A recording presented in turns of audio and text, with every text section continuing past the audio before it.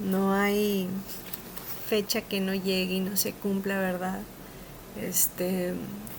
En el último capítulo me quedé en el 9 y de manera paralela, así como Tlacael se separa de su amada, al día siguiente mi ahora expareja toma la decisión de que ya no quiere caminar a mi lado y pues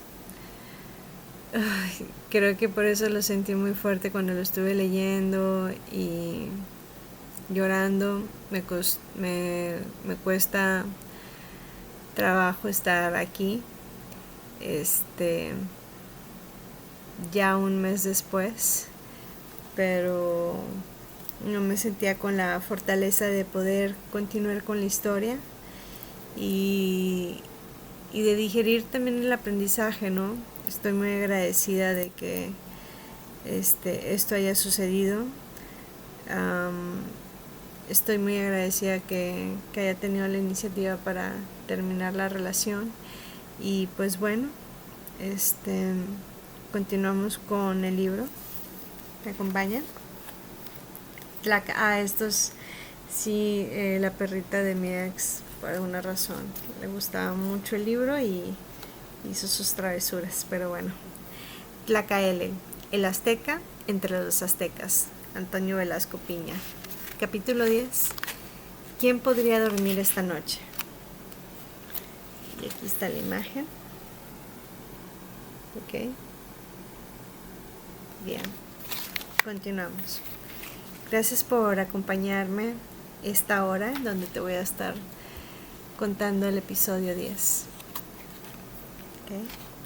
Dice: el flechador del cielo, el prototipo azteca de valor y nobleza, el siempre sereno e inmutable Moctezuma, se revolvía nervioso en su estera sin lograr conciliar el sueño. La clara luminosidad de una luna llena, señoreando un cielo despejado, permitía al guerrero abarcar con su mirada a todo el campamento Tenochca, con la excepción de las débiles estelas de humo que aún surgían de las apagadas fogatas y cuyo acre olor impregnaba el ambiente.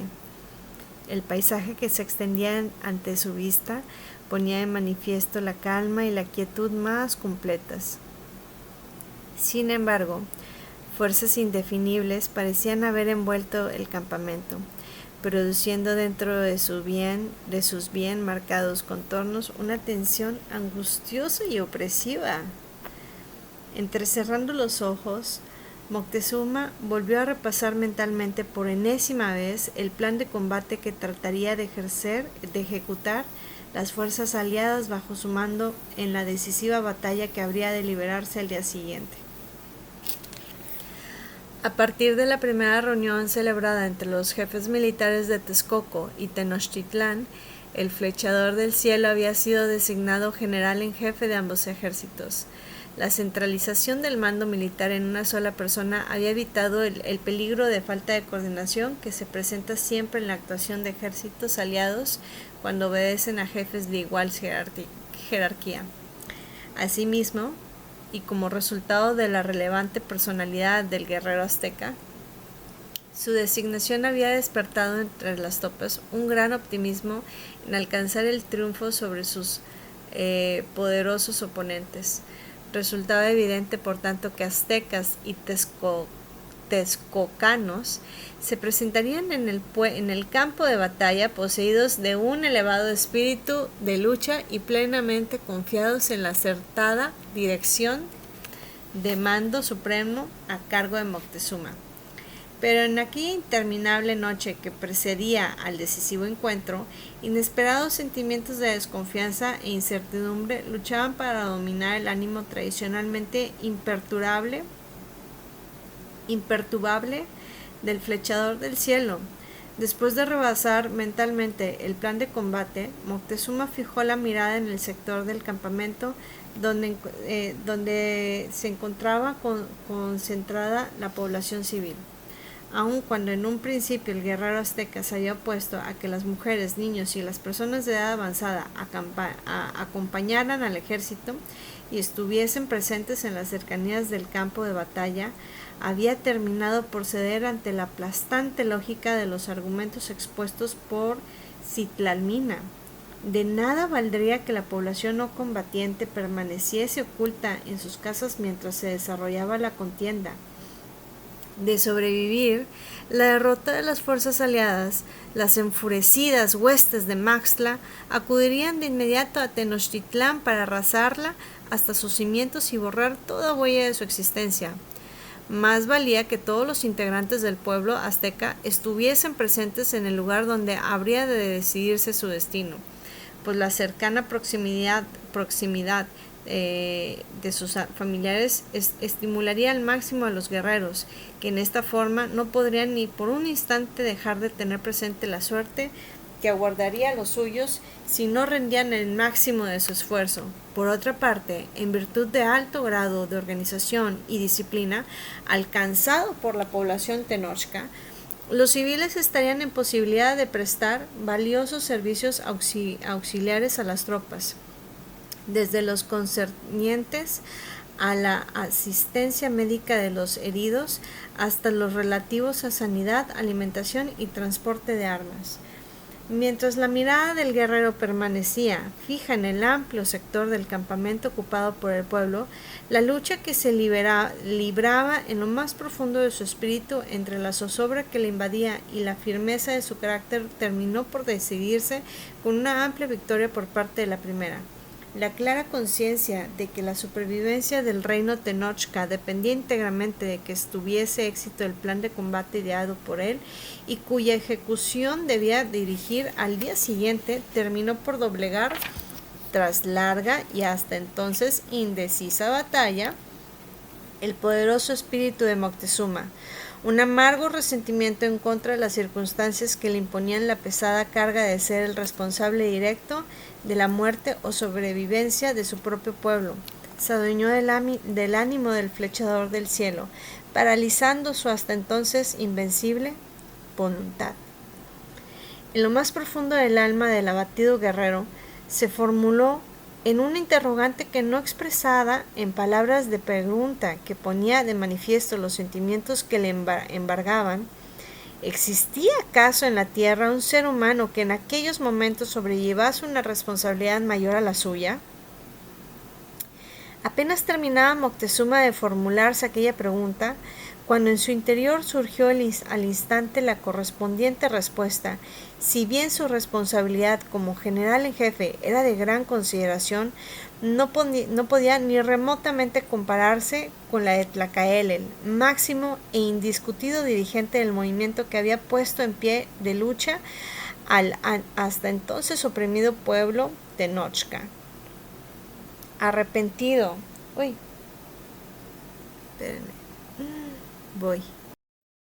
Bueno, continuamos. Hasta entonces oprimido pueblo Tenochca. Arrepentido de haberse dejado vencer por la debilidad y el desaliento, el flechador del cielo se olvidó de sus propias preocupaciones para reflexionar en cuál podría ser el estado de ánimo que privaría en aquellos instantes en el espíritu de Tlacaelel. A pesar de que se preciaba de ser la persona que mejor conocía el carácter de su hermano, Moctezuma no supo hallar una respuesta adecuada para semejante pregunta. El rey de Azcapotzalco, famoso en todo el Anáhuac por su voluntad despótica e implacable, su inteligencia fría y calculadora y su total insensibilidad ante las desgracias ajenas, aguardaba en vigilante espera el final de aquella noche cargada de impredecibles presagios. Tratando vanamente de aquietar su agitado espíritu, Maxtla recordó que una a una las frases rebosantes de optimismo que ante él habían pronunciado los generales tepacnecas antes de retirarse a descansar. Todos ellos parecían estar sinceramente convencidos de que la superioridad numérica y el mayor profesionalismo de las tropas bajo su mando les permitirían alcanzar una aplastante victoria en la batalla que habría de desarrollarse al día siguiente. Sin embargo, a pesar de la evidente lógica en que se sustentaban todas las predicciones favorables a su causa, Maxtla no lograba evitar que en su interior la duda y el temor cobrasen a cada instante mayores proporciones. No solo sentía que peligraba la subsistencia de su autoridad personal, alcanzada a consecuencia de toda una vida dedicada a conquistar el poder y a mantenerse en él por cualquier medio, sino que comprendía también que la hegemonía del señorío de Azcapotzalco sobre un heterogéneo conjunto de pueblos, lograda a base de tremendos esfuerzos por su padre y continuada por él con idéntico empeño, corría el riesgo de derrumbarse estrepitosamente. Al tiempo que por la mente de Maxtla desfilaba toda una larga serie de recuerdos relativos a las grandes dificultades que había tenido que ejercer para alcanzar el trono, ya viene una explicación. Por ser uno de los hijos menores de Tezosomoc, rey de Azcapotzalco y creador del poderío Tepacneca, Maxtla contaba al nacer con muy escasas probabilidades de heredar el reino de su padre. Sin embargo, haciendo gala de una astucia y capacidad de intriga poco comunes, había logrado imponerse a todos sus hermanos, dando muerte a varios de ellos. Desgraciado, de adueñarse del poder. ¿Qué tal? Hijo de su madre. Y de su padre también.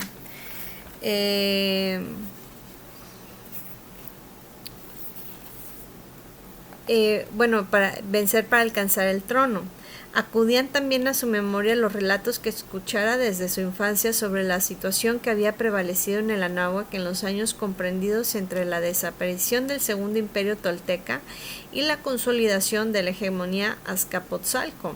La carencia en este periodo de un poder central capaz de imponer el orden y propiciar la cultura había llevado a todos los pueblos a la anarquía, guerras inacabables, hambres, epidemias, inseguridad en los caminos y una virtual paralización de las actividades superiores de la mente y el espíritu.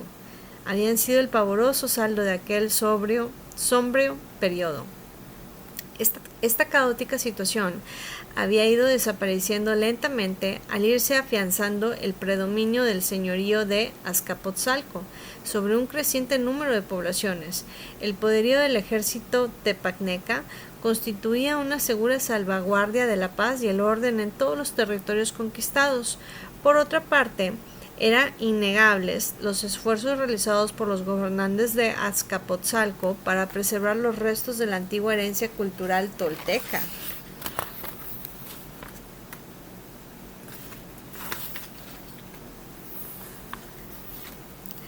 Artistas y filósofos eran siempre protegidos y recompensados con largueza por las autoridades tepacnecas, sinceramente interesadas por incrementar al máximo posible las actividades educativas y culturales. Al meditar en la particular misión de política y culturalmente habían venido desempeñando en los últimos años en el reino de Azcapotzalco, Maxtla se percató repentinamente de que su innata ambición de poder, eje central de toda su conducta, había sido utilizada como un simple instrumento por ese instinto poderoso que subyace en toda sociedad y que anhela como suprema finalidad la preservación del orden y la paz, instinto que mantiene una permanente lucha en contra de la tendencia, igualmente poderosa y arraigada en lo más profundo de la naturaleza humana, que busca promover el desorden y la anarquía. En esta forma, al cobrar plena conciencia de que la supremacía tepagneca era al mismo tiempo la mejor garantía de la subsistencia pacífica entre múltiples pueblos y de la continuidad de una cierta manera de vivir fundada en los vestigios de una herencia cultural proveniente de un remotísimo pasado, Maxtla se vio invadido con una gran sorpresa de su parte, de un desconocido sentimiento de responsabilidad. ¿Qué ocurriría?, se preguntó con sincera preocupación, si desapareciese repentinamente el predominio tepagneca. ¿Podrían acaso los pueblos de Tenochtitlán y Texcoco, recién salidos de una larga servidumbre, reemplazar en su función pacificadora y civilizadora al prestigiado señorío de Azcapotzalco?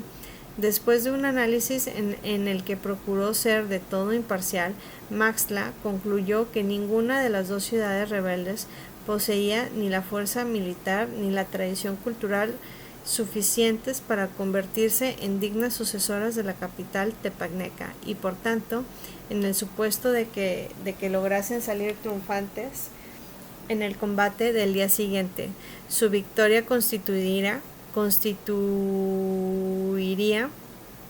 un seguro presagio del pronto retorno a la anarquía y de un retroceso cultural de incalculables consecuencias.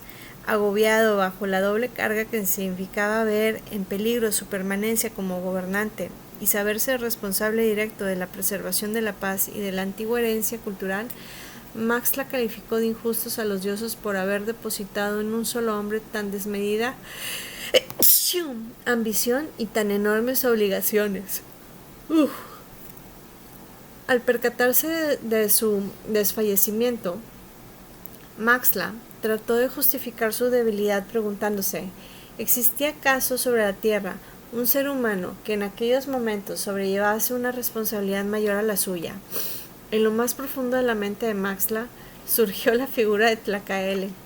Si bien el rey de Azcapotzalco no se distinguía por un espíritu religioso particularmente acendrado, no podía dejar de admitir que la misión que desde el tiempo inmemorial venía desempeñando la Hermandad Blanca de Quetzalcóatl revestía una particular importancia para todo el género humano.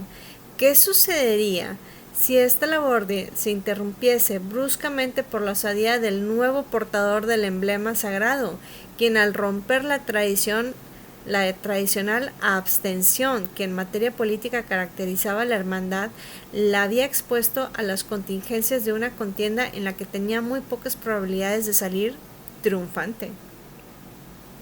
Olvidando por un momento sus propias preocupaciones, Maxtla intentó imaginar lo que estaría sucediendo en el interior del hombre que había asumido la responsabilidad de poner en peligro la existencia misma de la institución de mayor prestigio espiritual de que se tenía conocimiento. Sin embargo, sus esfuerzos resultaron en vano, pues el monarca tepagneca no logró encontrar una respuesta satisfactoria a la pregunta que a sí mismo se planteara. El poeta y filósofo más famoso de la náhuatl, Netzahualcóyotl, el perseguido príncipe de Texcoco, que merced a su inquebrantable voluntad e inteligencia superior lograra siempre burlar las acechanzas de sus enemigos, vencido por el insomnio y la incertidumbre, contemplaba absorto las estrellas, tratando inútilmente de descifrar sus ocultos mensajes. Los trágicos recuerdos de dos noches igualmente angustiosas volvían una y otra vez a la memoria de Netzahualcóyotl. La primera de ellas era aquella en que las tropas tepagnecas de Tezosomoc habían tomado por asalto la ciudad de Texcoco, capital del reino de igual nombre regido por Iztlizóchitl, padre de Netzahualcóyotl. Como si recordase una pesadilla, el príncipe revivió en su mente los múltiples horrores que presenciara en esa ocasión, las altas llamas que envolvían gran parte de la ciudad, los gritos aterrorizados de las mujeres y los niños, los cuerpos de los soldados muertos y las quejas lastimeras de incontables heridos que se arrastraban por doquier sin que nadie pudiese auxiliarlos.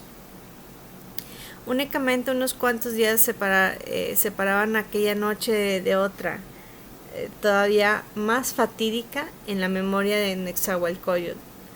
Durante la toma de Texcoco, Iztaccíhuatl había logrado abrirse paso y salir de la ciudad, combatiendo en unión de un número cada vez más reducido de sus leales y teniendo a su lado a Nezahualcóyotl, quien a pesar de su aún temprana juventud sabía ya manejar las armas con singular destreza.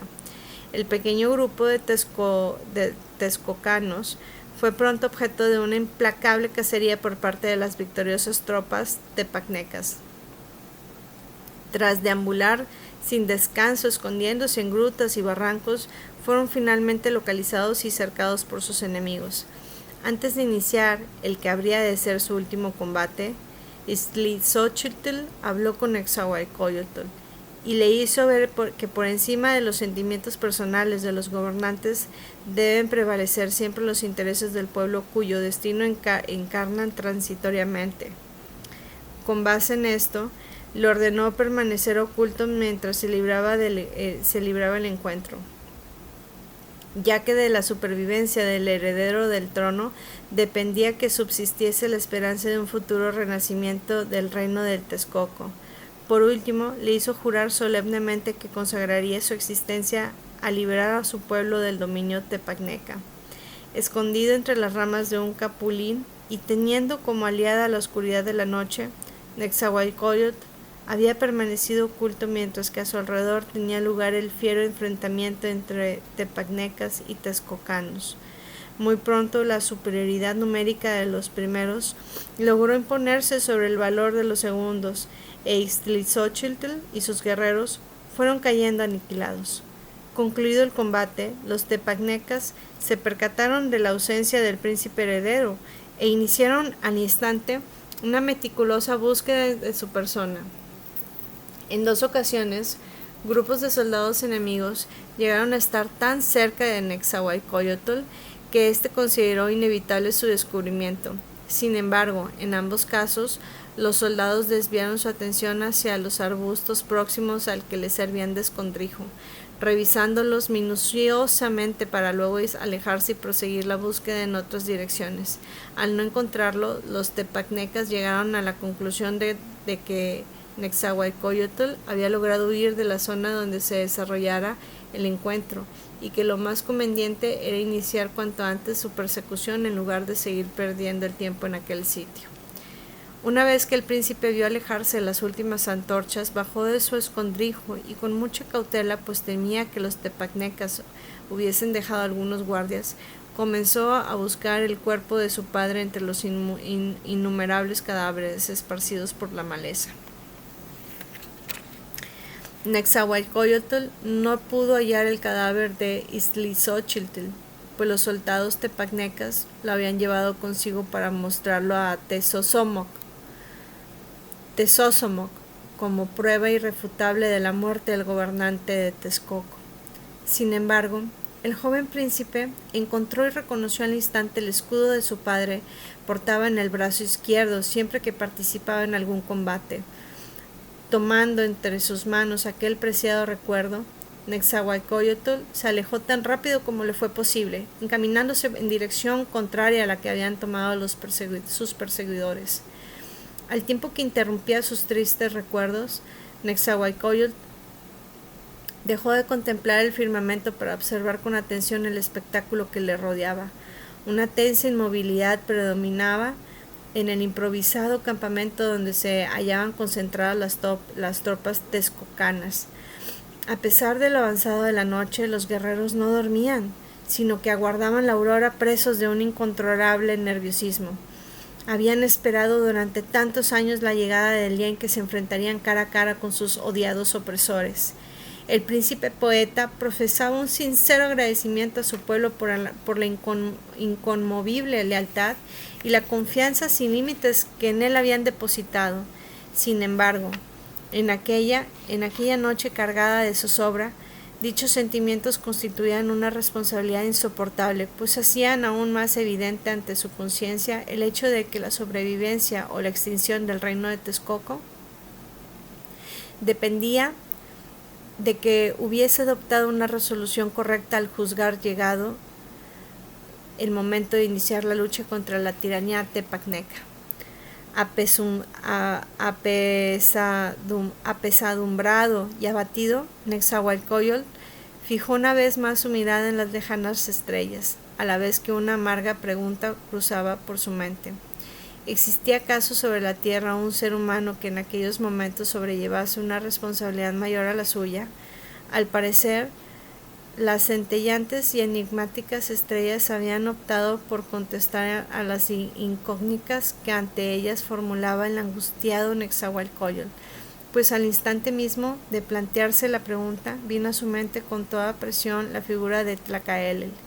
En virtud de su sobresaliente inteligencia, Nezahualcóyotl se daba cuenta mejor que nadie de las causas que podían haber inducido a Tlacaelel a romper la conducta de abstencionismo en cuestiones políticas mantenida en los últimos tiempos por los sumos sacerdotes de la hermandad blanca de Quetzalcóatl. A su juicio, ello indicaba que el nuevo portador del emblema sagrado pretendía iniciar la reconstrucción del desaparecido imperio tolteca y junto con ello propiciar un poderoso movimiento de renovación espiritual que abarcase al mundo entero. ¿Qué sentimientos predominarían en aquellos momentos en el alma de la persona que se había fijado en la vida de una misión de tan enormes proporciones? Nezahualcóyotl se juzgó a sí mismo incapaz de responder a tan difícil interrogante. Advirtiendo el manifiesto desasosiego que dominaba Nezahualcóyotl, uno de sus más fieles soldados se aproximó hasta el lugar donde se encontraba el príncipe, inquiriendo con tono respetuoso: ¿Es que aún no duerme, señor? Tras meditar un instante, Nezahualcóyotl respondió con grave acento: ¿Quién podría dormir esta noche? El sirviente que venía acompañando al portador del emblema sagrado desde que saliera de Chololán se acercó cauteloso a la estera donde éste reposaba y contempló con atención la faz del azteca entre los aztecas. El rostro de Tlacaelel revelaba una serena confianza. Su sueño era tranquilo y reposado.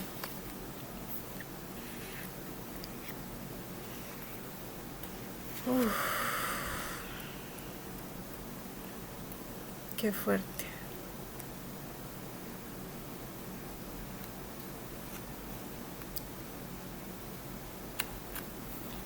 Continuamos. Capítulo 11.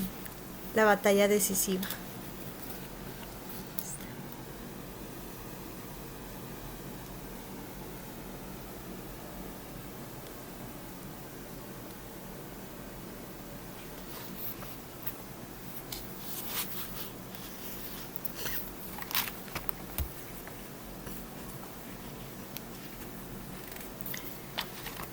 Rompiendo el tenso silencio nocturno, el rítmico sonido de un tambor dio comienzo a una larga serie de transformaciones tanto en el cielo como en la tierra, como si las luces del amanecer hubiesen estado aguardando aquel ronco sonido para hacer su aparición.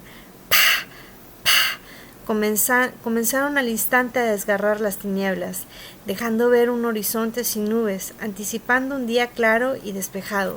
Mientras tanto, el azteca, entonces paralizado, el hasta entonces paralizado campamento Tenochca se transformó en incontenible mar humano presto a desbordarse. Innumerables guerreros, ataviados con vistosos uniformes de combate y portando sus armas, acudían presurosos ante sus respectivos capitanes. Los estandartes de cada batallón habían sido izados en vilo, poblando el paisaje de variadas figuras bellamente bordadas en grandes cuadros de algodón. Un número cada vez más elevado de tambores retumbaban sin cesar, estremeciendo el aire con su acompasado acento. A pesar del incesante movimiento de personas, prevalecieron en el campamento azteca los preparativos para iniciar la marcha rumbo al campo de batalla. Al campo de batalla se realizaban sin que nadie profiriese palabra alguna. Los guerreros se integraban a sus batallones con los puños crispados y la mirada llameante. Los capitanes indicaban con enérgicos movimientos a los soldados el lugar que les correspondía en las filas, y al completarse estas, iniciaban de inmediato la marcha con paso firme y decidido, pero todo ello en medio de una extraña carencia de voces humanas, sin que se escuchase un solo comentario o alguna orden de mando. Tal parecía que los guerreros aztecas, al unificar en tan alto grado su volumen de lucha, se habían transformado súbitamente en un solo organismo de poderosa cohesión interna. Ay, así me siento ahorita como estoy atravesando este duelo, esta separación, como si conectara con Dios, con la fuente divina y con toda mi esencia, que me está diciendo que no estoy sola, que estoy completa, que en mí habita todo un batallón dispuesto a luchar por mí, para mí, y también de encontrar a mi compañero de vida. Qué fuerte. Tal parecía que los guerreros aztecas, al unificar en tan alto grado su voluntad de lucha, se habían transformado súbitamente en un solo organismo de poderosa cohesión interna, para el cual salían sobrando todas las palabras. Guiado tan solo por el incesante retumbar de los tambores de guerra y por el ritmo acompasado de sus propios pasos, el ejército Tenochca se encaminó al campo de batalla. Detrás del ejército venía la población azteca en masa. Ancianos, mujeres y niños marchaban también en silencio, con los rostros encendidos y los cuerpos tensos. Un pueblo entero acudía puntual a la cita que decidiría su libertad o su muerte. Muy pronto los Tenochcas pudieron observar a un ejército que se aproximaba hacia ellos avanzando en cerrada formación. Entre los dibujos que adornaban los pendones de los recién llegados sobresalía un motivo insistentemente repetido: la cabeza de un coyote, cuyas abiertas fauces denotaban un intenso sufrimiento producto de una prolongada privación de alimento. Nezahualcóyotl, que significa coyote hambriento, designación acertada y profética para el hombre que durante tantos años había padecido persecuciones y carencias de toda índole.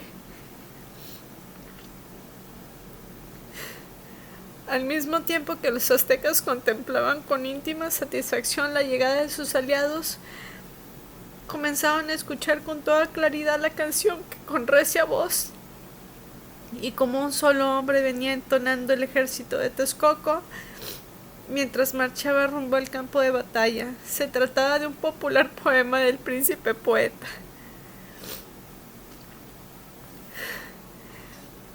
Guerreros de Texcoco, recuperen el rostro, resuenen atabales, que vibren sus pechos y en estruendosa guerra recuperen el rostro.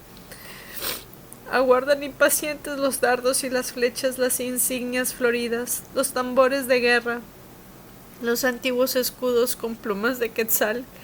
Guerreros de Texcoco, recuperen el rostro. En medio de una dilatada llanura, los dos ejércitos hicieron alto a escasa distancia uno del otro. Ixcótl y Nezahualcóyotl avanzaron con pausado andar y al quedar frente a frente se estrecharon con fuerte abrazo. Tras dialogar brevemente, los dos monarcas hicieron entrega a Moctezuma de sus correspondientes bastones de mando, simbolizando con ello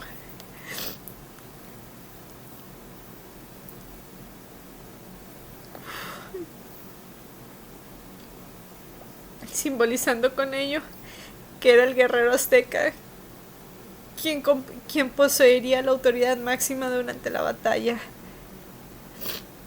El flechador del cielo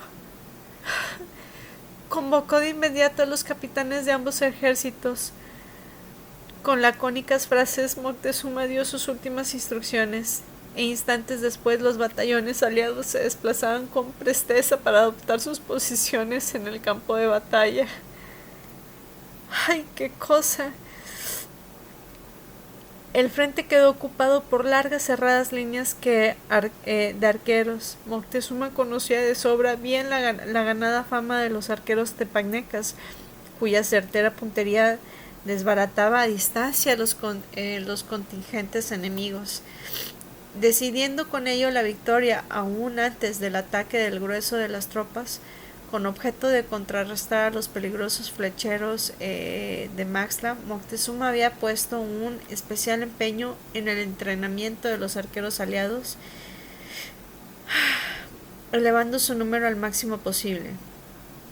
Atrás de las compactas filas de arqueros y a una regular distancia de las mismas, se encontraba el agrupamiento principal de las tropas aliadas, constituido por alternados batallones de Tenochca y texcocanos, armados con filosos macuahuime, cortas lanzas y gruesos escudos.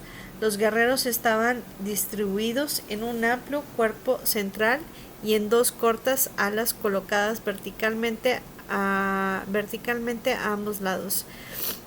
A escasa distancia de las tropas se encontraba la numerosa población civil que había venido acompañado a los combatientes.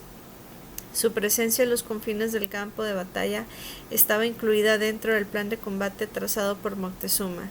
En el extremo derecho de la línea de arqueros, ligeramente adelantada de la posición ocupada por los flecheros, sobresalía un pequeño promontorio rocoso. Al percatarse de la existencia de aquella saliente del terreno, Moctezuma juzgó que ésta le proporcionaría un magnífico lugar de observación mientras llegaba el momento de combatir al frente de sus tropas. Acompañado de unos cuantos oficiales, el guerrero se parapetó tras las rocas y se dispuso a esperar con calma la llegada de sus contrarios. El ejército tepagneca no se hizo aguardar. El primer anuncio de su proximidad fue un leve e ininterrumpido estremecimiento del suelo, resultado del rítmico caminar de muchos y miles de pies. Una ensordecedora sinfonía en la que se entremezclaba el incesante batir de innumerables tambores, el agudo tañer de largas flautas y el seco chasquido de los cascabeles con que los soldados tepagnecas acostumbraban a adornar su calzado, anunció a los cuatro vientos la llegada de los dueños de la náhuac al campo de batalla. Entonces, aquí nos ponen está muy interesante. Veamos si ahí agarra bien. ¿Está bien ahí? ¡Ay, perfecto! Bueno, les voy leyendo. Esta parte es Azcapotzalco, y ahí está como que el conejo. Aquí está la reserva, Maxtla. Este es el cuerpo central y los arqueros. Y aquí está Moctezuma. Acá están los arqueros. Aquí estaba Izcoatl y Nezahualcóyotl y el cuerpo central. En esta parte Tlacaelel en el bosque. Y este viene siendo el ejército tepagneca. Y aquí están todos los aliados. Y dice, aquí ven 2 puntos, 1 punto, 2 puntos y 3. El primero es la posición de las tropas antes del inicio de batalla. Aquí son las tropas aliadas, combaten cercadas por el ejército tepagneca, o sea, los estaban rodeados. Y luego lo que sucede es que la ruptura del frente y la toma de Azcapotzalco. O sea, los que estaban acá con Tlacaelel irrumpen y vámonos.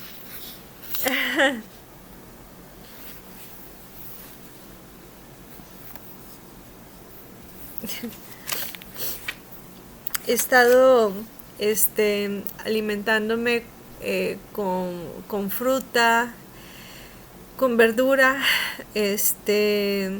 eliminando alimentos así que no me ayuden a mi mayor bien, ¿no? Y esto me está ayudando a ser más sensible y también a ir soltando y ir integrando mi práctica espiritual con los valores huicholes y con esta lectura muy rica que me reconecta con mi esencia. Bueno, continuamos. Mientras contemplaba cómo el horizonte entero se poblaba de soldados enemigos avanzando en perfecta formación, Moctezuma no pudo reprimir un sentimiento de admiración ante la evidente gallardía y disciplina de las tropas tepacnecas. Observó también con preocupación el crecido número de fuerzas mercenarias que acompañaban al ejército de Maxtla, entre los cuales destacaban por sus vistosos y multicolores uniformes nutridos contingentes de guerreros totonacas y huastecos. Los batallones del señor de Azcapotzalco estaban agrupados en 3 grandes cuerpos compactos y sin alas, separados entre sí por considerables extensiones de terreno. El primero y más avanzado de estos cuerpos estaba integrado exclusivamente por arqueros. El segundo grupo, situado en el centro, constituía sin lugar a dudas el más importante de los 3, pues agrupaba la inmensa mayoría de las fuerzas tepacnecas. El tercer cuerpo de tropas, colocado a la retaguardia, estaba formado por fuerzas de reserva. Un solo vistazo a la formación del ejército contrario bastó a Moctezuma para percatarse del plan de campaña adoptado por los generales de Maxtla. Los arqueros tepacnecas actuarían en primer término, buscando producir desde la distancia el mayor daño posible. Después de esto, atacaría el grueso del ejército, que apoyado en su superioridad numérica y contando con la circunstancia de que los aliados se encontraban en el centro de una extensa llanura, trataría de envolverlos para privarlos de toda posibilidad de retirada y poder atacarlos por todos lados hasta exterminarlos. Mientras el grueso del ejército tepacneca hacía alto sin romper su formación, los batallones de arqueros continuaron avanzando al observar la proximidad de sus oponentes. El capitán azteca, que se encontraba al frente de los arqueros aliados, pronunció una orden con ronca voz. Al instante, una cerrada lluvia de flechas partió de los tensos arcos de tenochcas y texcocanos. Tras detener su avance y adoptar rápidamente la posición adecuada, los tepacnecas lanzaron a su vez una primera andanada de proyectiles, iniciándose en esta forma el encuentro tan largamente esperado por ambos contendientes. Durante un buen rato, el duelo de arqueros se prolongó, produciendo bajas considerables en los dos bandos, sin que ello se tradujese en una ventaja apreciable para ninguna de las partes. Repentinamente, la mala fortuna pareció sentar plaza en el campo aliado. El capitán azteca, que dirigía a los flecheros, se desplomó al ser traspasado por un certero proyectil que, perforando su cota de algodón, se le incrustó profundamente en el pecho. Su lugar fue ocupado de inmediato por un valiente capitán de Texcoco, pero apenas acababa de hacerse cargo del mando cuando una flecha se clavó en su garganta. Soportando estoicamente los dolores del texcocano, continuó dirigiendo la acción de los arqueros aliados, pero la sangre que manaba abundantemente de su herida la ahogaba, impidiéndole una adecuada pronunciación de las voces de mando. Y en esta forma, mientras los proyectiles tepacnecas eran lanzados con creciente vigor y tino cada vez más certero, la actuación de los arqueros aliados comenzó a fallar ostensiblemente por falta de coordinación. Desde su cercana atalaya, tras las rocas, Moctezuma comprendió que el recién iniciado combate estaba a punto de convertirse en una catastrófica derrota para su ejército. Al ser incapaces de dar una adecuada respuesta al ataque de sus enemigos, las semiparalizadas líneas de arqueros no tardarían en desbandarse o en ser aniquiladas por la ininterrumpida lluvia de flechas que se abatía sobre ellas. De sobrevenir la derrota de los flechadores aliados, los tepacnecas contarían con una ventaja insuperable que garantizaría plenamente su victoria. Aun cuando el flechador del cielo tenía planeado encabezar a sus tropas durante la fase central y más importante del combate, motivo por el cual había juzgado convenientemente no participar personalmente en la etapa inicial del mismo. Al observar el adverso Caris que estaban tomando los acontecimientos, cambió rápidamente su determinación y decidió hacerse cargo personalmente de la dirección de los arqueros.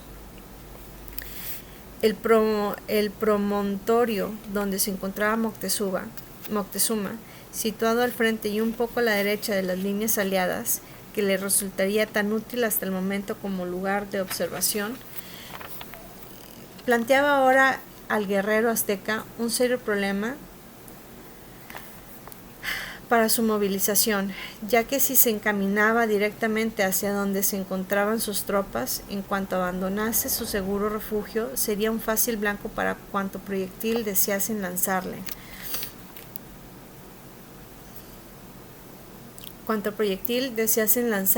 Los cercanos flecheros tepacnecas, por el contrario, si para evitar los proyectiles enemigos efectuaba un largo rodeo, perdería un tiempo que muy bien podía resultar decisivo.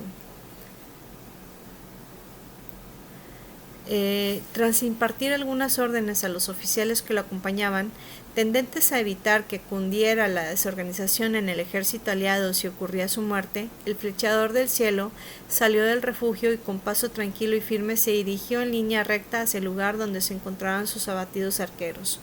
Una andanada de flechas pasó silbando por arriba de su cabeza casi en el instante mismo de iniciar la marcha. Era evidente que la orden de lanzar aquellos proyectiles había sido dada antes de que los tepacnecas vieran a Moctezuma, pues la trayectoria seguida por las flechas no incluía todavía la figura del guerrero. El primero en darse cuenta de la inesperada aparición de Moctezuma fue el herido capitán de Texcoco, que con sobrehumanos esfuerzos y patéticos ademanes continuaba tratando de dirigir a los arqueros aliados. Comprendiendo que la llegada de Moctezuma lo liberaba de una responsabilidad que había sabido sobrellevar por encima de la más rigurosa exigencia, el ensangrentado rostro del texcocano reflejó una profunda expresión de alivio en el momento mismo en que rodaba por la tierra entre estertores de agonía. Mientras el flechador del cielo continuaba su solitaria marcha, su bien adiestrado oído percibió con toda claridad lo que ocurría a sus espaldas. Escuchó el ruido producido por las cuerdas de los arcos tepacnecas al ser tendidos al máximo.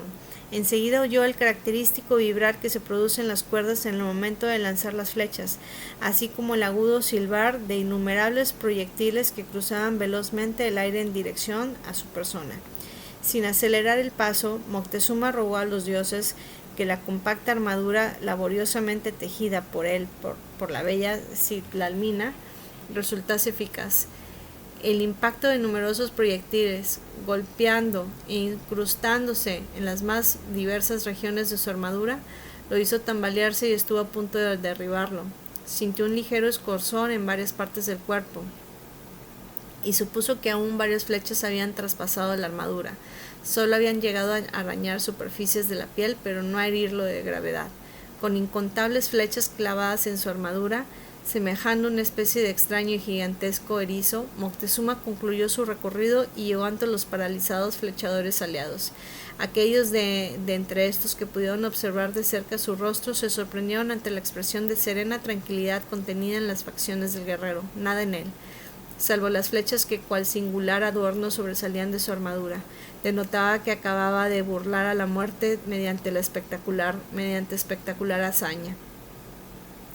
Al mismo tiempo que sobre tenochcas y texcocanos se abatían a una nueva andanada de flechas enemigas, llegó hasta ellos la enérgica voz de Moctezuma dando órdenes para la continuación del combate. Bajo su influjo, los desmoralizados guerreros se sintieron infundidos de un nuevo vigor recuperando rápidamente la confianza perdida. Muy pronto la coordinación de los arqueros aliados quedó restablecida. Sus proyectiles partían con tanto ímpetu y con tan buena puntería como los que arrojaban los tepacnecas. El reñido duelo entre los arqueros prosiguió largamente, ocasionando fuertes bajas en ambas partes. El equilibrio logrado en la lucha no permitía predecir ninguna otra posibilidad que no fuera el completo exterminio de los respectivos contingentes de arqueros, en vista de lo cual Maxtla ordenó que entrase en acción al grupo central y más numeroso de su ejército. Acatando de inmediato las órdenes recibidas, las diezmadas filas de flecheros tepacnecas se retiraron en buen orden del campo de batalla, pasando a incorporarse a las fuerzas de reserva. Por su parte, el grueso del ejército de Maxtla inició un avance en masa con la evidente intención de envolver a sus contrarios. La actitud de las tropas aliadas parecía propiciar en forma inexplicable los propósitos tepacnecas, pues alejándose de la cercana zona boscosa y adentrándose cada vez más en la dilatada llanura tenochcas y texcocanos, marchaban en línea recta al encuentro de sus enemigos. Los veloces espías de Maxtla,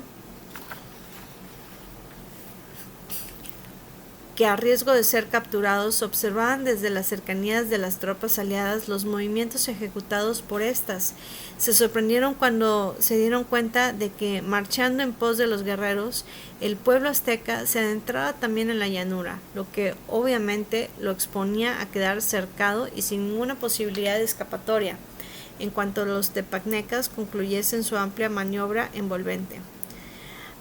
Al continuar su avance, los batallones aliados, encabezados por Itzcoatl y Nezahualcóyotl, llegaron al lugar donde acababa de desarrollarse el feroz encuentro entre los arqueros. Sin interrumpir su marcha, las tropas vitoreaban en forma entusiasta a los maltrechos flechadores, testimoniándoles así su admiración por el esfuerzo y valor desplegados en su recién terminado enfrentamiento con los diestros arqueros tepacnecas. Mientras Moctezuma reorganizaba a los arqueros que aún se encontraban en situación de continuar combatiendo, la población civil se encargaba con gran celeridad y presteza de recoger a los heridos y a los muertos y de sustituir los arcos y flechas de los guerreros por lanzas y escudos. Una vez concluidas sus labores de asistencia a los guerreros, los civiles iniciaron una maniobra al parecer absurda.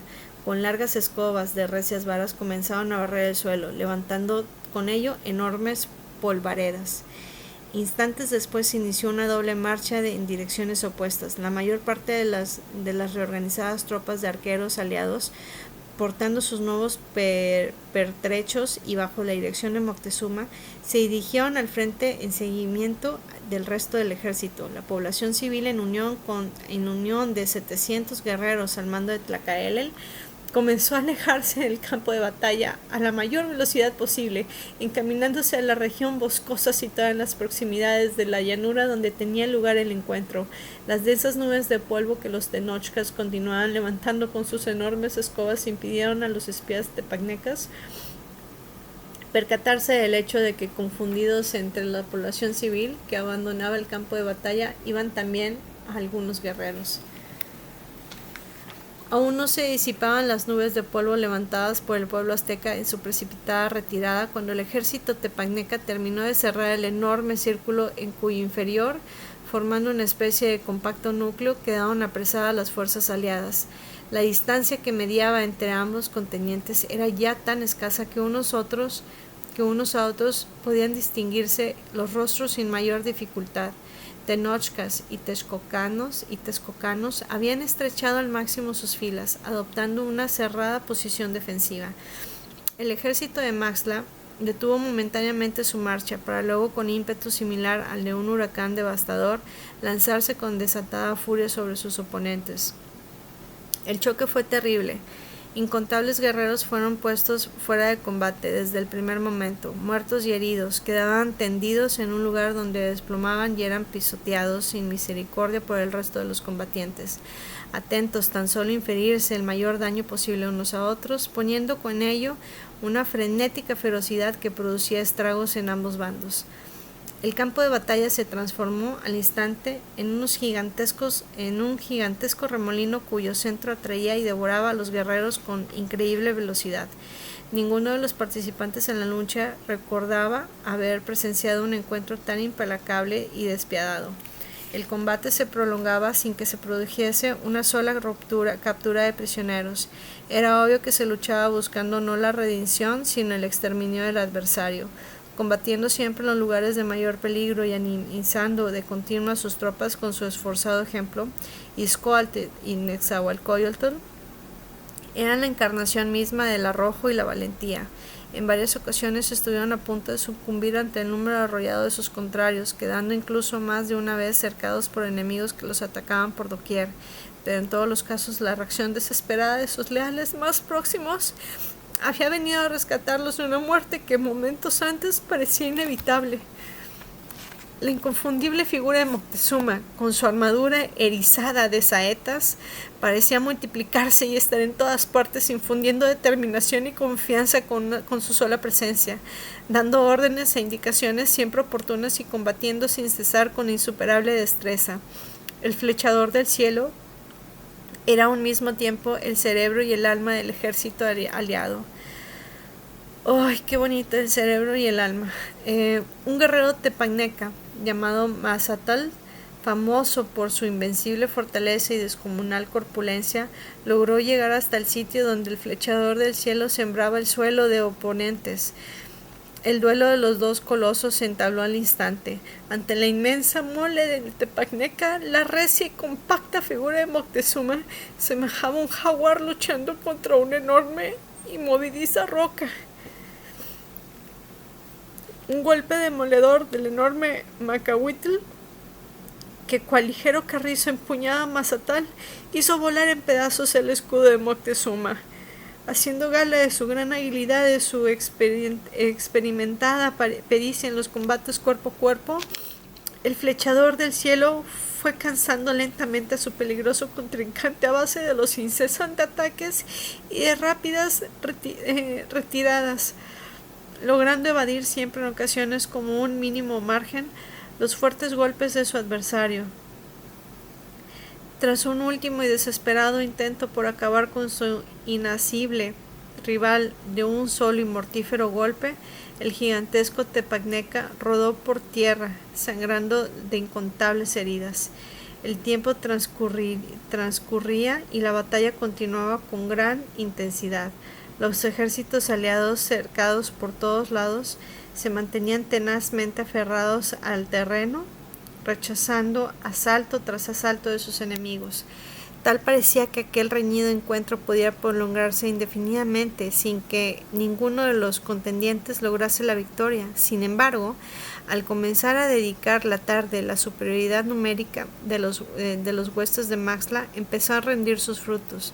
Mientras los huecos dejados en las filas tepagnecas a causa de los guerreros muertos, heridos o simplemente extenuados por la incesante lucha eran de inmediato llenados por nuevas y descansadas tropas, los aliados se veían obligados para evitar la ruptura de sus posiciones o a estrechar continuamente sus líneas, única medida de que disponían para llenar el vacío dejado en aquellas por el simple creciente número de bajas.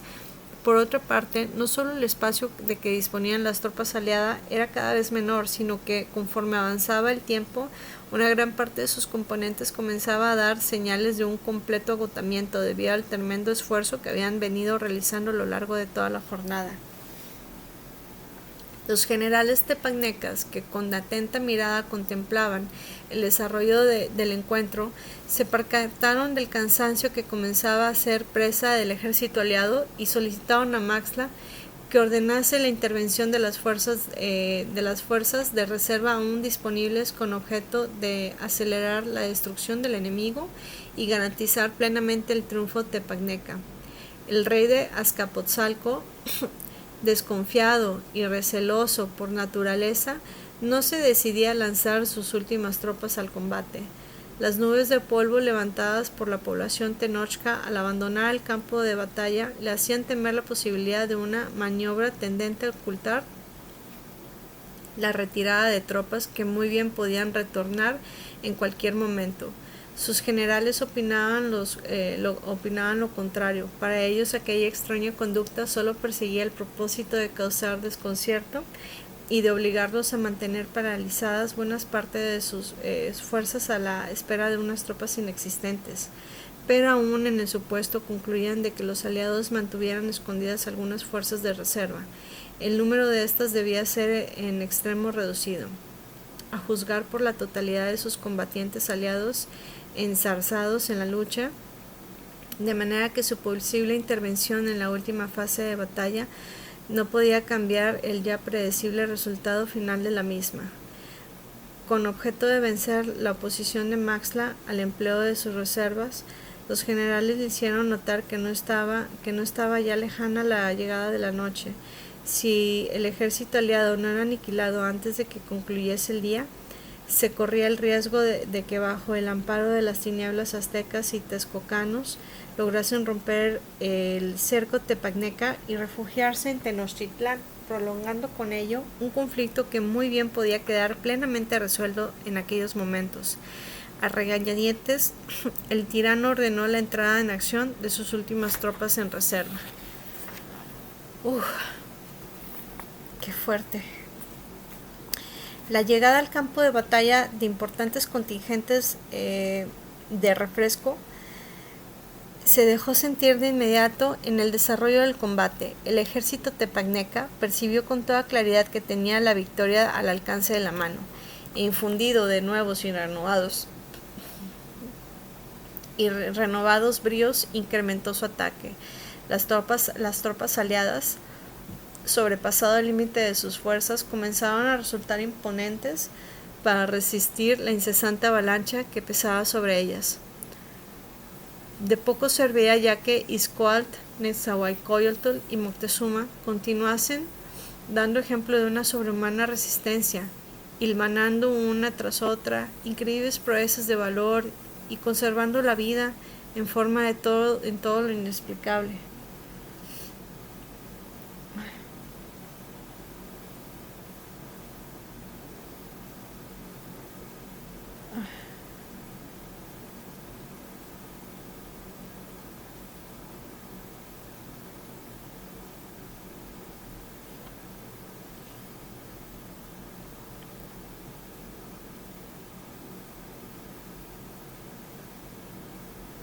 Voy.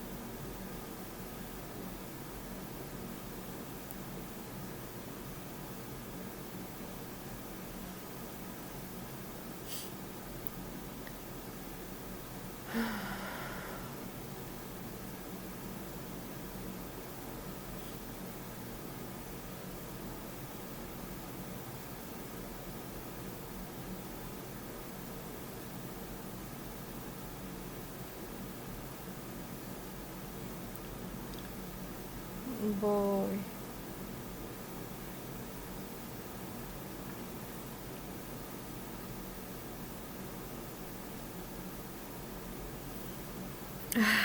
Ya.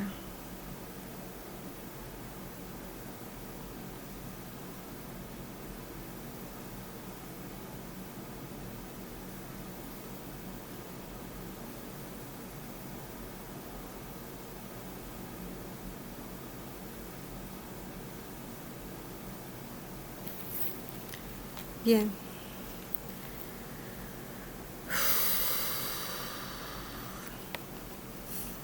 Dando ejemplo de una sobrehumana existencia, hilvanando una tras otra increíbles proezas de valor y conservando la vida en forma del todo inexplicable. Sus guerreros iban siendo implacablemente vencidos, no por carencia de arrojo, sino por sobra de agotamiento.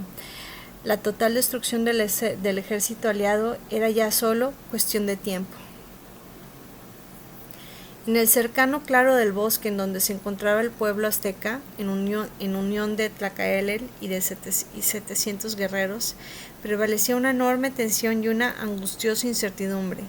En virtud de la disposición de los ejércitos combatientes, los aliados en el centro y los tepacnecas, acosándolos por todos lados, resultaba imposible para los observadores ubicados en el bosque poder percatarse del desenvolvimiento de la lucha, ya que lo único que alcanzaban a contemplar eran los incesantes movimientos que tenían lugar en la retaguardia de las tropas tepacnecas.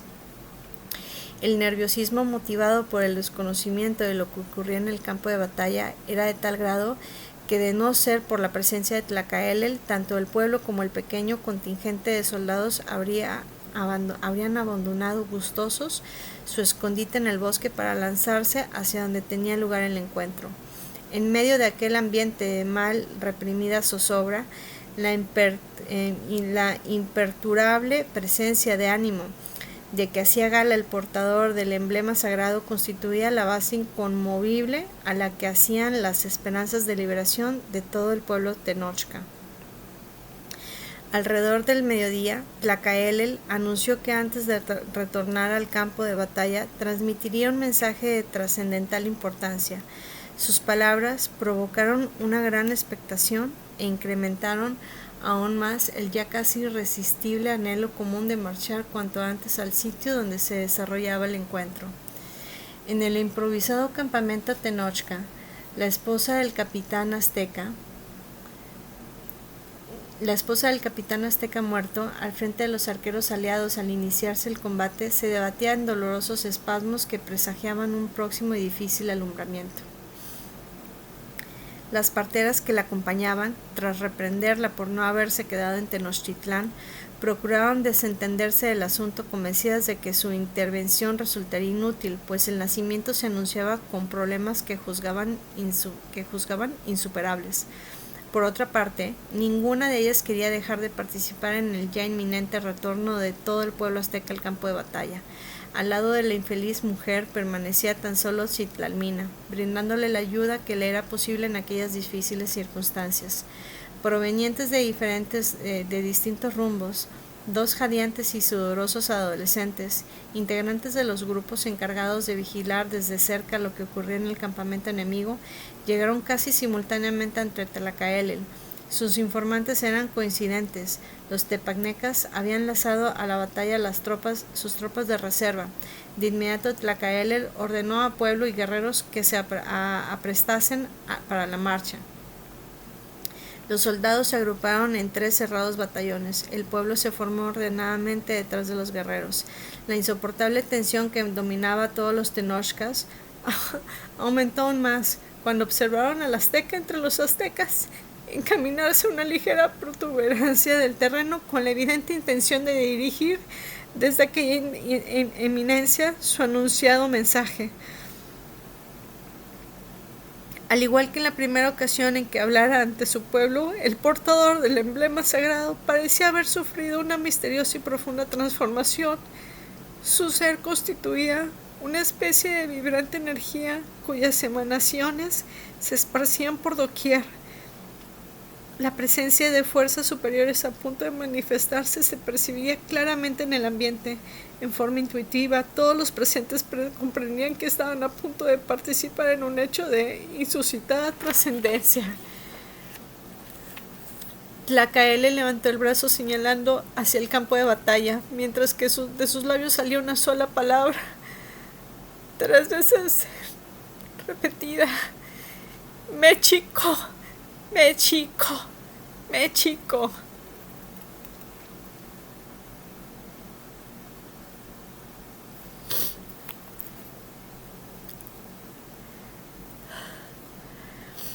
El heredero de Quetzalcóatl acababa de pronunciar en público por primera vez en la historia el nombre secreto del territorio en donde a través del tiempo habían surgido una y otra vez prodigiosas civilizaciones. Aquel vocablo era tenido como el más sagrado de todos los conjuros pronunciados por los sumos sacerdotes de Quetzalcóatl en ceremonias religiosas cuya celebración ignoraba el común del pueblo. El significado de aquella palabra era doble. Por una parte, simbolizaba la expresión del principio de dualidad existente en todo lo creado, manifestado por la presencia en el cielo del sol y la luna, y por otra parte, el ideal de alcanzar la unidad y la superación de la humanidad mediante la integración de una sola y armónica sociedad en la cual quedasen superadas las contradicciones que separan a los diferentes grupos humanos. La sabiduría y los anhelos de varios milenios de culturas sintetizados en una sola palabra: México, lugar en donde se une el sol y la luna. El año pasado fui bautizada Huichol, y de acuerdo a nuestra cosmogonía, el lugar en donde nace el sol, de acuerdo a nosotros los huirras, es en Wirikuta, que se ubica en el punto cardinal este. Es a unos minutos del pueblo mágico Rale 14 en el municipio de San Luis Potosí. Si tienen oportunidad de hacer el peregrinaje, de acampar, de sentir la tierra sagrada de los huirras, de visitar a Caullumari, de recolectar peyote para nuestros hermanitos para que sigan trabajando la energía, háganlo. Yo voy a ir a finales de noviembre. Hay 10 lugares disponibles, y pues es una cosa increíble. Ay, Dios mío.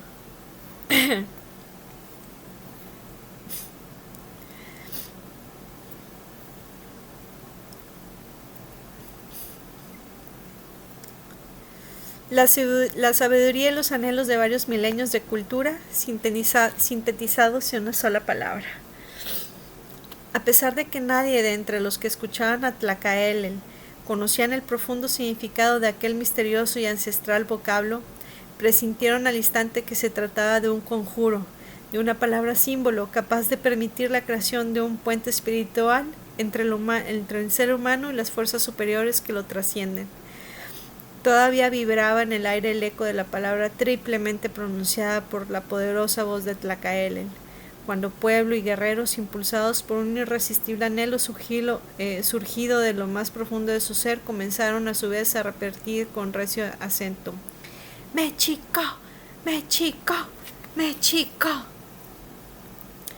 La incesante repetición de la enigmática palabra, resonando en cada nueva ocasión con mayor vigor, parecía ir borrando rápidamente en quienes lo pronunciaban no solo su sentido de individualidad en relación con los demás, sino también su conciencia de diferenciación con los restantes elementos del universo.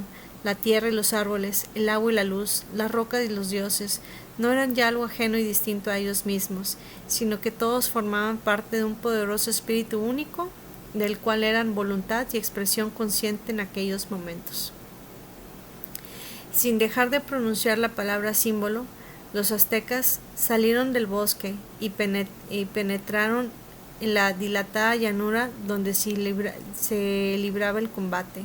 Una vez más, mujeres, niños y ancianos hicieron uso de las enormes escobas que portaban, levantando con ellas densas nubes de polvo mientras se aproximaban al campo de batalla.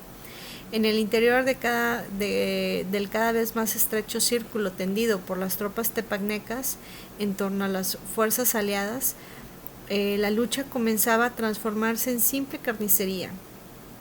A pesar de su indeclinable valentía, las agotadas guerreros de Tenochtitlán y Texcoco iban siendo exterminados con creciente rapidez por las descansadas tropas de reserva de los tepagnecas habían lanzado al combate. Cuando todo parecía indicar la inminente derrota del ejército bajo su mando, Moctezuma comenzó a escuchar en la lejanía, primero en forma apenas audible, pero luego con clara precisión, la afirmación insistente de una misma palabra: ¡México! ¡México! ¡México! El flechador del cielo concluyó que los dueños de aquellas voces no podían ser sino el pueblo y los guerreros bajo el mando de Tlacaelel, que de acuerdo con lo convenido retornaban al campo de batalla a intentar un súbito cambio en el desarrollo del encuentro, sin dejar de combatir un solo instante. Moctezuma elevó su voz por sobre el fragor de lucha para afirmar con recio y desesperado acento: México, México, México.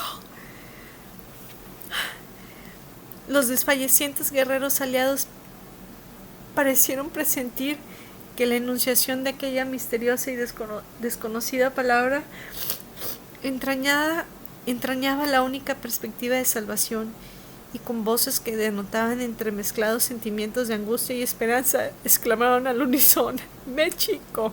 ¡México! ¡México! Por sobre encima de la barrera de fuerzas enemigas que las separaron, las voces de los sitiados se unieron a las voces de los recién llegados, formando uno solo y gigantesco coro: ¡México! ¡México! ¡México! El ancestral conjuro, pronunciado una y otra vez con tal ferviente emotividad que impedía la más leve monotonía, parecía a un mismo tiempo descender de lo alto de los cielos y brotar de las profundidades de la tierra. Su retumbante acento impregnaba el campo de batalla, transformándolo en una especie de recinto en donde tenía lugar una sagrada ceremonia. ¡México! ¡México! ¡México! Válgame con estos cabellos. Y mi pluma.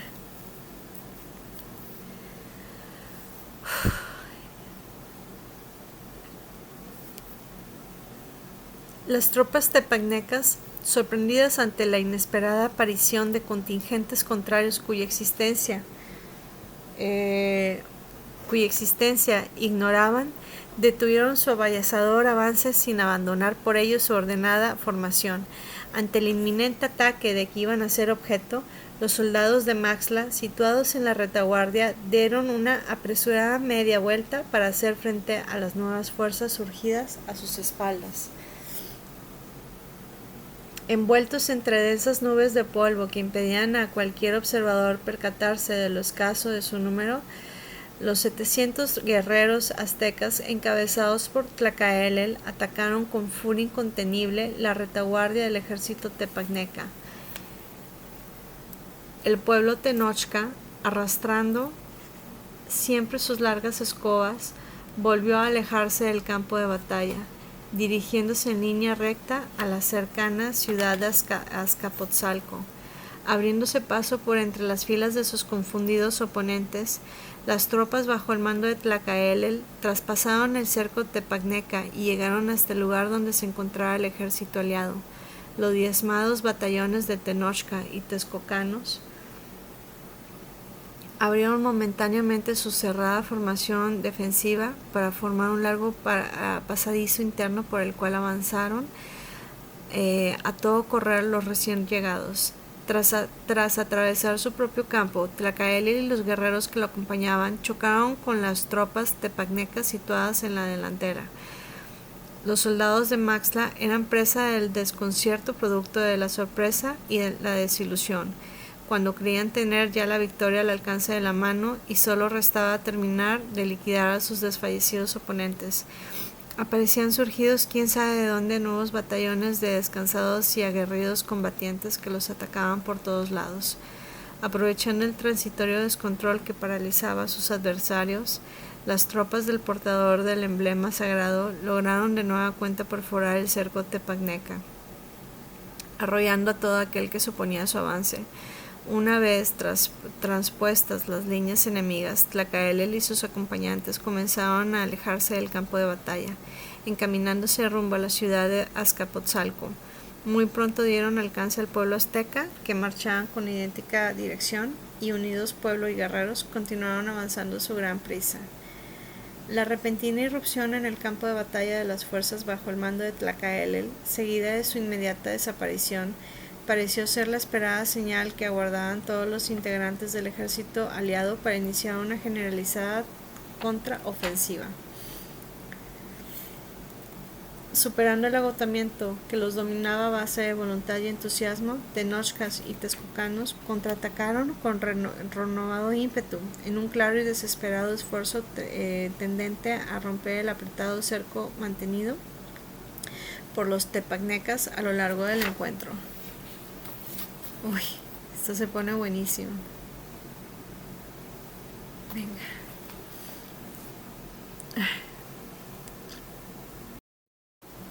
Listo. La inesperada reacción aliada cambió rápidamente la faz del combate. En incontables sitios, el cerco quedó roto y en lugar de dos ejércitos combatiendo en un bien delimitado frente, la lucha se transformó en un sinfín de pequeños encuentros, sostenidos por grupos reducidos que en medio de del más completo desorden se destrozaban unos a otros, sin que nadie pudiese determinar cuál de los dos bandos estaba logrando sacar la mejor parte de aquella lucha caótica y feroz. Si bien la ruptura del cerco significaba que la estrategia tepacneca tendente a lograr la destrucción total de las fuerzas aliadas había fracasado, de ello no se infería la necesaria derrota del ejército de Maxtla, cuyos contingentes, por el hecho de continuar siendo más numerosos que los aliados, seguían contando con una decisiva ventaja que muy bien podría permitirles terminar imponiéndose.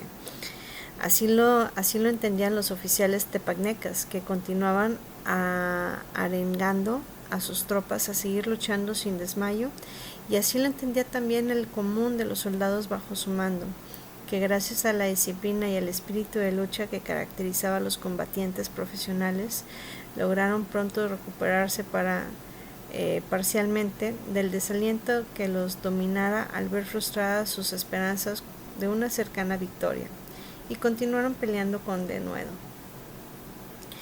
Mientras la lucha en el campo de batalla seguía desarrollándose en medio de una creciente anarquía, Tlacaelel y sus seguidores llegaban a las afueras de la ciudad de Azcapotzalco.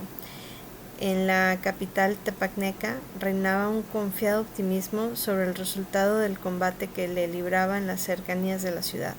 Acostumbrados a los reiterados triunfos de su ejército, los habitantes de Azcapotzalco daban por segura la derrota de los rebeldes. Los numerosos mensajeros llegados del frente a lo largo del día no habían hecho sino confirmar los que todos suponían. A pesar de la desesperada resistencia que estaban presentando las fuerzas enemigas, estas iban siendo vencidas de forma lenta pero segura. Repentinamente, los vigías apostados en las entradas de Azcapotzalco observaron con extrañeza la proximidad de un contingente humano que rápidamente se acercaba a la ciudad. La larga estela de polvo dejada en su avance por los desconocidos indicaba muy claramente su elevado número. En cuanto los vigías se dieron cuenta de que los recién llegados eran tenochcas, comenzaron a esparcir la voz de alarma, sembrando el temor y la confusión entre los moradores de la capital tepacneca. Al marchar Maxtla con sus tropas al combate, había dejado para proteger a Azcapotzalco tan solo unos cuantos batallones de guerreros, los cuales, sorprendidos ante la inesperada aparición de sus enemigos, concluyeron que se hallaban frente a la totalidad de las fuerzas aliadas, que tras aniquilar el cuerpo tepacneca en el campo de batalla, se disponían a ocupar la ciudad. En vista de la, al aparecer, aplastante superioridad de sus adversarios, los oficiales tepacnecas que mandaban la guarnición consideraron inútil tratar de impedirles la entrada a la ciudad y optaron por ordenar a sus fuerzas que se replicaran al cuartel central con objeto de fortificarse en su interior mientras analizaban las propuestas de rendición. ¿Qué cosas?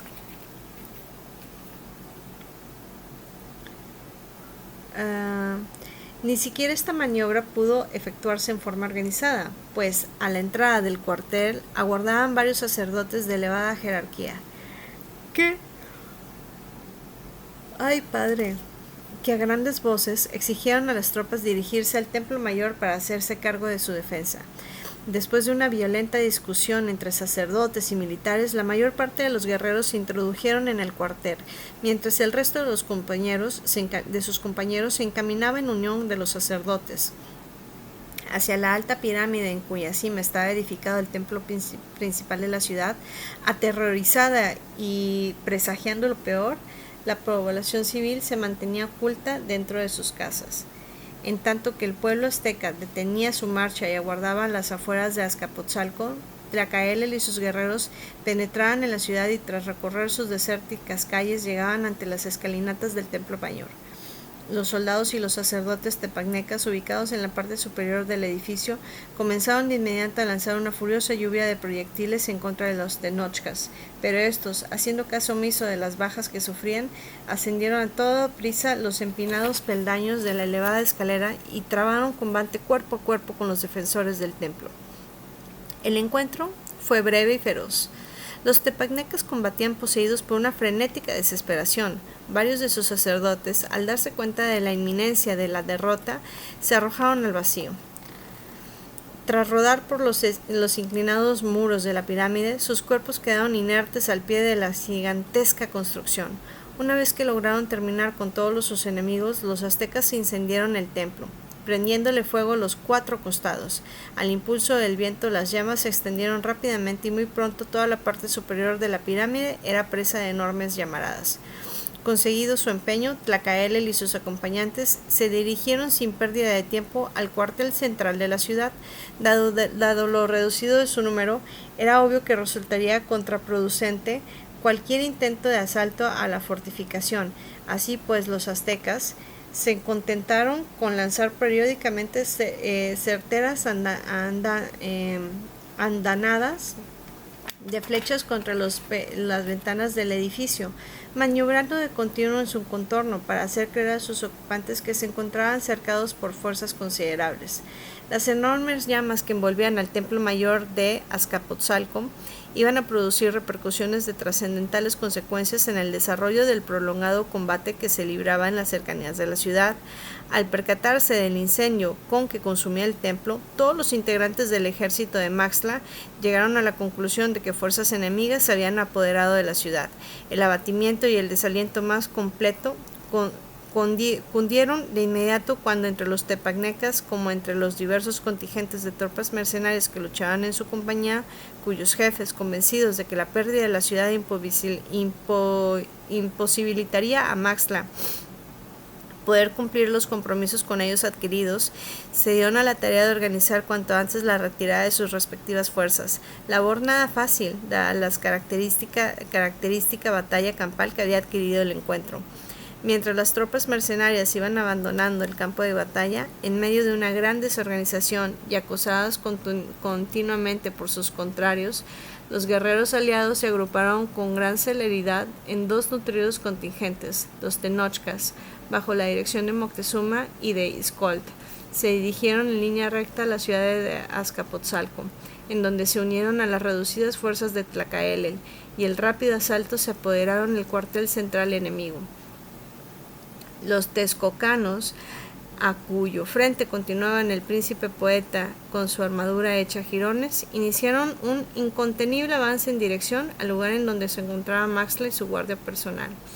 Al ver avanzar a su temido rival, arrollando a todo aquel que se atrevía a interponerse en su camino, el tirano optó por emprender una veloz huida, actitud que pronto fue secundada por el resto de su derrotado ejército. Las sombras de la noche, al descender sobre el campo de batalla, dieron fin al combate, impidiendo la persecución de los vencidos y facilitando a estos su fuga. Desde el cercano bosque próximo al campo de batalla, Citlalmina contemplaba la desordenada retirada de las tropas tepacnecas y el triunfal avance de los tenochcas rumbo a la capital enemiga. El difícil parto que atendiera sin la ayuda de nadie había concluido y una robusta criatura comenzaba a llorar entre sus brazos. Sin embargo, y a pesar de todos sus esfuerzos por impedirlo, la madre se desangraba y era evidente que estaba a punto de perecer. ¿Qué fue?, inquirió la infeliz mujer con débil voz cargada de ternura. «Es un niño», respondió Citlalmina. «Quiero que vea cómo triunfan nuestras tropas», afirmó la madre mientras sentía que la vida se le escapaba rápidamente. Citlalmina se puso de pie y dirigió el sollozante rostro del pequeño hacia el campo de batalla, semicubierto ya por las tinieblas de la noche. Después, con recia voz que resonó con acentos proféticos, habló así al recién nacido: llegarás a ser un guerrero ejemplar, y tus ojos no verán nunca la derrota de los Tenochcas. Contemplando a su hijo con plácida expresión de maternal alegría, la madre expiró víctima de incontenible hemorragia. Citlalmina ocultó el cadáver lo mejor que pudo entre el denso follaje y emprendió enseguida el camino de retorno a Tenochtitlán en unión de su pequeña carga.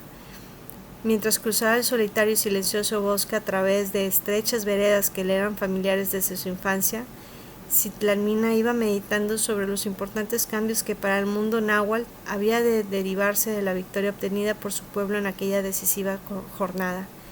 En el victorioso canto del recién nacido, cuyos padres habían muerto el mismo día en diferentes clases de combate contra el enemigo y en la lucha por traer un nuevo ser al mundo, la joven Tenochca veía simbolizados los primeros balbuceos del poderoso espíritu encarnado en el pueblo azteca, espíritu que ahora, en virtud del triunfo logrado en el pueblo de batalla, podría al fin comenzar a manifestarse plenamente.